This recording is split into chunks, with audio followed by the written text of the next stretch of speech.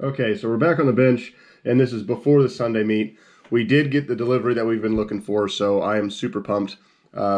This is after the last course run, where I made the call out of better camera angles, and I found a nice little tripod that's flexible. So we're going to be trying it. That's what the camera is on right now. It gives you a little bit more close up of me and the truck, which is what I've been that's what I've been struggling with the last couple of videos, of trying to get the right camera angle for you guys. Anyway, we did get a package in the mail today, and it is exactly what we've been waiting for probably 2+ weeks now. It is Slymeballs. This is SV4, going to be going on the Endura red beadlocks, and then they're going to be put on these little guy racing parts Swamp Kings. So what I'm going to do, so we're going to be styling for the Sunday meet. I'm going to throw these into these onto these, and we're going to go crawl on that course again with our new tripod for the camera, see how it does, see how it performs for us, see how these perform and look on the truck. Okay, I got the first tire and wheel done. Good news, they look awesome. Bad news, I was not able to put them on the Enduras. I could put them on the Enduras if I chose to, but I wanted to run the heavier internal ring, which is from Little Guy Racing Parts. It weighed 13 grams. The Endura only weighed 3 or 4 grams. So I went ahead and stuck with the Little Guy Racing Parts inner ring for these wheels. You can really tell a difference by feeling them. I know you probably can't by looking at them, but this one here has the slime balls in it, and this one here has the foam. This is what's normally in them, and this is the slime balls. They're kind of rigid. This is just foam, obviously, and there's definitely you can feel the different layers in this, which is quite interesting to me. This tire here, let's put these on the correct sides, you can almost see it looks a little bit fatter. I think it definitely has better sidewall. I'm squeezing there. See that? The sidewall has a lot more strength to it. I think I like that. I think that's going to help us prevent from rollovers and collapses on side hills. So overall, I think I like them a lot. I cannot wait to see what they look like on all 4 sides and then back on the course. Okay, we have the fronts on.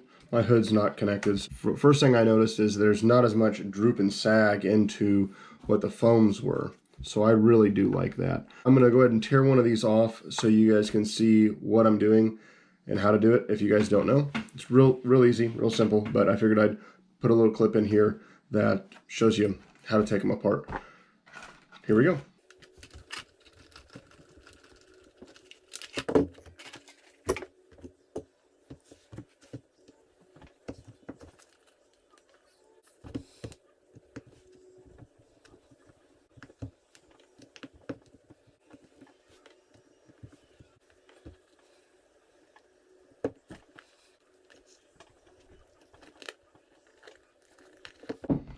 Okay, so here's a thing as well. When you're ordering slime balls, make sure that you are ordering the right style and the right type. There is 2 types and multiple styles. The styles have to do with what type of tire you're running. The type has to do with what kind of wheel you're running. So make sure that when you're ordering these, that you're ordering them the correct way, because otherwise you're going to wait 2 weeks or a week and spend good money, and it's not going to be the right size, because some are going to be taller and some are going to be shorter than others, depending on the style.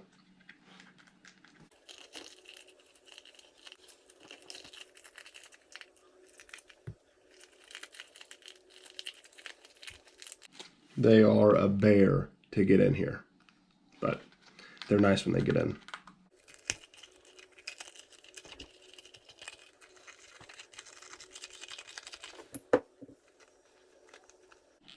This is also pretty challenging to get in, but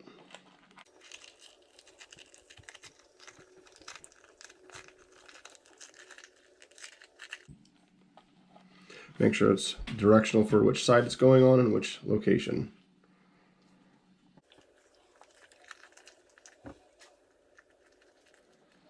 Here is also something that I like about the slime balls. Say this is a rock that you're crawling over. The factory foam is going to do. It's just kind of roll right over it, right? This is what the slime balls are going to do. Again, orientation is correct. It's going to kind of crinkle around it to be able to mold and take its shape and then be able to grip it. I can feel those lugs in there kind of orientating and popping. You might be able to even see them pop, which is just wicked cool. So I think that's going to really help us out a ton when we're out there crawling. Okay, so here's another part with the slime balls. They're directional. So look at it as you want the design to be chewing towards the terrain coming at you. So some tires are directional, so make sure you're paying attention to when you're doing the combination of the two. You want to make sure this is going to the terrain, and it goes this way. So make sure that they're going the same direction. Also, here's a little hack for when you're doing wheels and tires like this. Some people don't know this, some people do, but they give you these little bitty tiny screws, right? So instead, get a longer screw. It's easier to find the adjacent hole on the other side and do that to two opposite holes on either side of the wheel, and that'll help condense it down, and then your smaller screws will be able to reach the other side. Okay. Jesus Christ. Okay, we're good. Lamp decided to fall.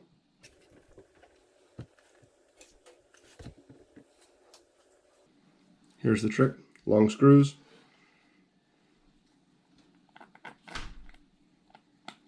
I found long screws in a light go a long way.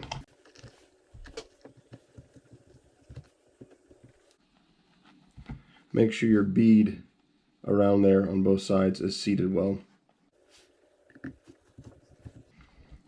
When you're putting your lug nuts in, those screws, if you don't already know, make sure you go in a star pattern. Go across from each one that you put in and then rotate. Same thing when you're tightening them. That way you get an even squeeze down on that bead. Instead of going around the world, you do a star pattern.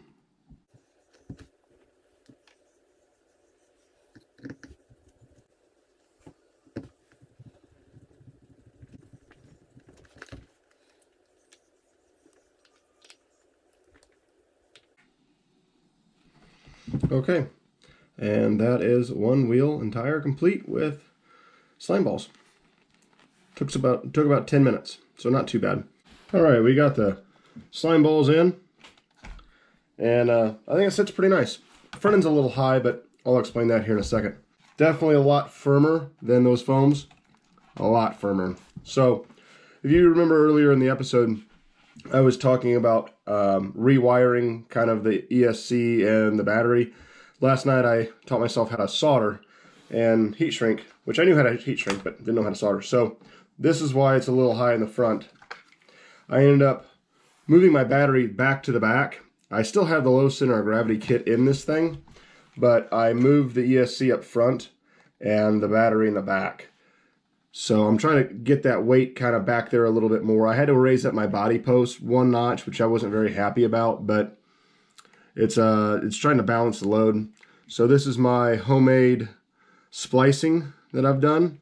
Isn't the best, but I've never done it before. So I learned how to do that, and I'm going to try to see if this works out better. And if it does, I'm just going to end up making a complete attachment kit that goes into here, and then it'll just go back here, and then the regular battery will plug into it, so I don't have to massacre all my other batteries.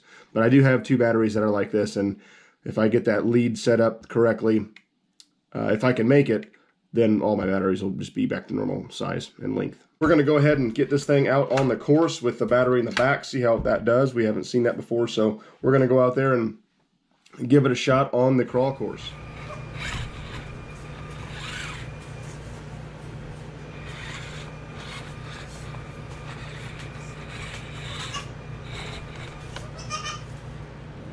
Okay, so this is the section that we had trouble with earlier. Kept on flipping on us.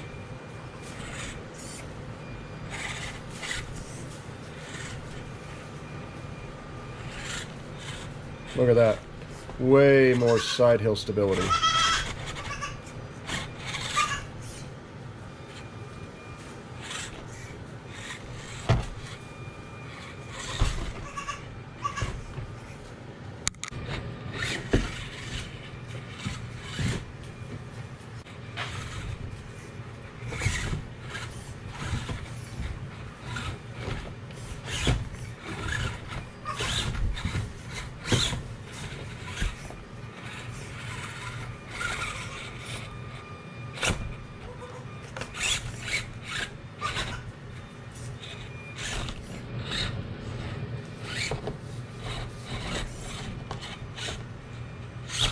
Still can't get up there, but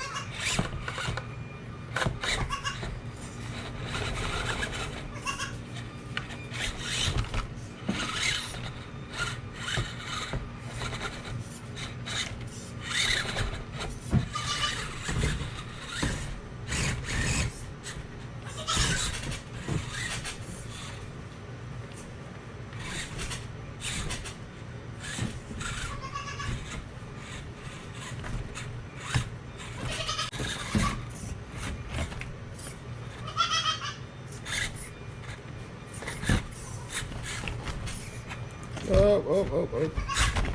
There we go. Saved it. Let's see if we can make it up this. We were struggling with it yesterday. I don't think we can. Boy, something smells warm. Oh, look at that. Oh, look at that. That's awesome.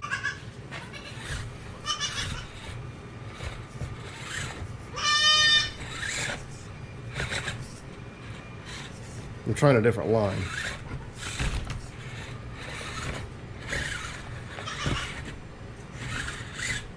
Yeah, we made it. I've really got to get this course finished.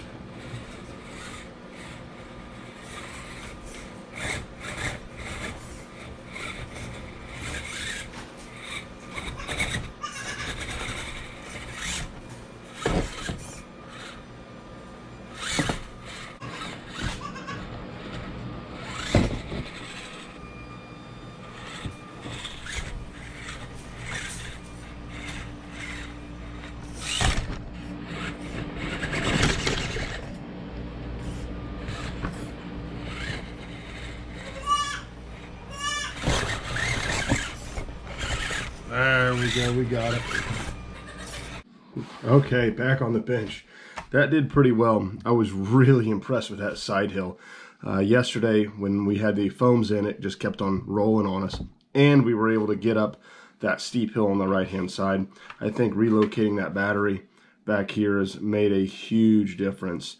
It's going to be really hard tomorrow to not splice all my wires together and move every single one of my batteries back, but that's okay. I'll run it in the front and just see how it does. They might not have too many downhill sections.